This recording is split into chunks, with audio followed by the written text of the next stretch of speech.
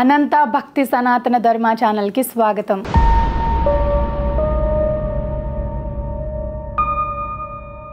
ఓం శ్రీ గణేశాయ నమః. ఓం శ్రీ సరస్వతియే నమః. ఓం శ్రీ గురుభ్యో నమః. శ్రీ మహాలక్ష్మి ఎవరి ఇంట నివసిస్తుంది? ఎవరికి ఎదురొస్తుంది? సర్వ సంపదలకు అధినేత్రి అయిన ఆ శ్రీ మహాలక్ష్మి యొక్క కరుణా కటాక్ష వీక్షణాల కోసం ఎదురు చూడని వాళ్ళు ఎవరు ఉంటారు? ఆమె దృష్టి మన మీద పడటం కోసం మనం ఎన్నో పూజలు, వ్రతాలు, నోములు, యజ్ఞ యాగాదులు చేస్తూ ఉంటాం. కానీ నిజానికి శ్రీ లక్ష్మీదేవి యొక్క నివాస స్థానం, ఆమె ప్రీతి కొరకు చెయ్యాల్సిన పనులు వంటి వాటి కోసం ఇప్పుడు మనం సూక్ష్మంగా తెలుసుకుందాం. పూజలు, వ్రతాలు, నోములు, యజ్ఞ యాగాదులు వంటివి చెయ్యలేని వాళ్ళు వాళ్ళ జీవన విధానంలో కొద్ది మార్పులు చేసుకోవటం ద్వారా లక్ష్మి అనుగ్రహాన్ని పొందవచ్చు.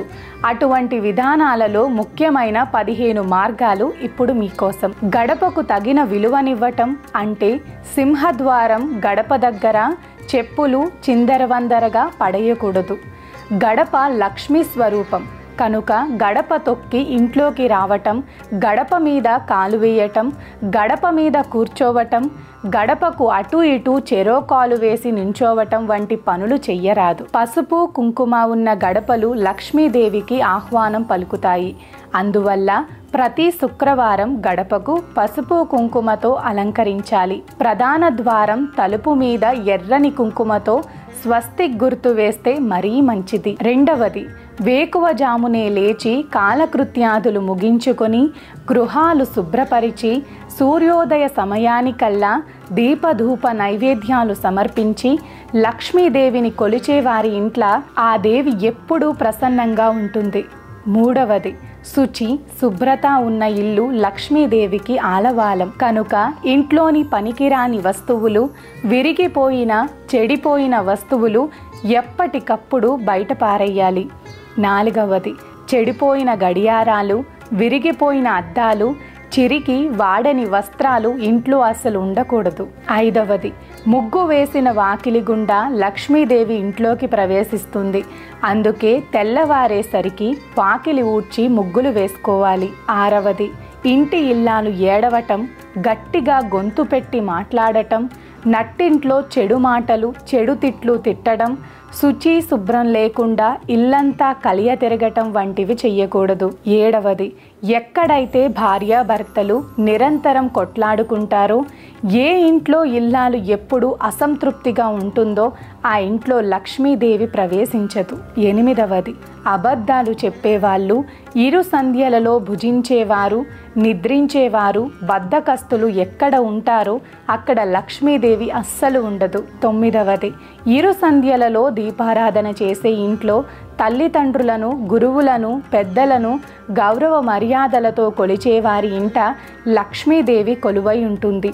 సాయం సంధ్యా వేళల్లో సాంబ్రాణి ధూపం ఇంట్లో వేస్తే చాలా మంచిది.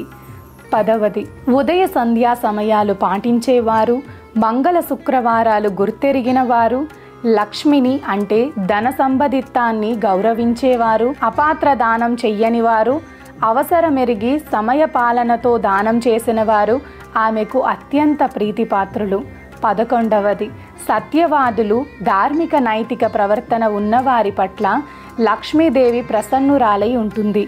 12వది, వెండి, బంగారు వంటి లోహాల్లో రత్నాలు, ముత్యాలలో లక్ష్మీదేవి కొలువై ఉంటుంది. 13వది, అతిగా మాట్లాడేవారు, గురువులను, పెద్దలను అగౌరవపరిచేవారు, జూదరులు, అతి నిద్రాలోలురు, అపరిశుభ్రంగా ఉండేవారు ఉన్న చోట లక్ష్మీదేవి ఉండలేదు. 14వది, ప్రతి శుక్రవారం చక్కగా స్నానాదులు పూర్తి చేసి ఎర్రని వస్త్రాలు, పువ్వులు ధరించి లక్ష్మీ పూజ చేసేవారు ఆమె అనుగ్రహం పొందుతారు. 15వది, చిల్లర పైసలను, పువ్వులను, అన్నాన్ని నిర్లక్ష్యంగా పడేసేవారు ఆమె అనుగ్రహం పొందలేరు. ఆచరణీయమాలు అయిన ఈ మార్గాలను అనుసరించి శ్రీ లక్ష్మీదేవి కరుణా కృపా కటాక్షాలకు పాత్రులు కాగలరని ఆశిస్తూ ఓం శ్రీ మహాలక్ష్మీదేవ్యై నమః. సర్వే జనా సుఖినో భవంతు. లోకా సమస్తా సుఖినో భవంతు.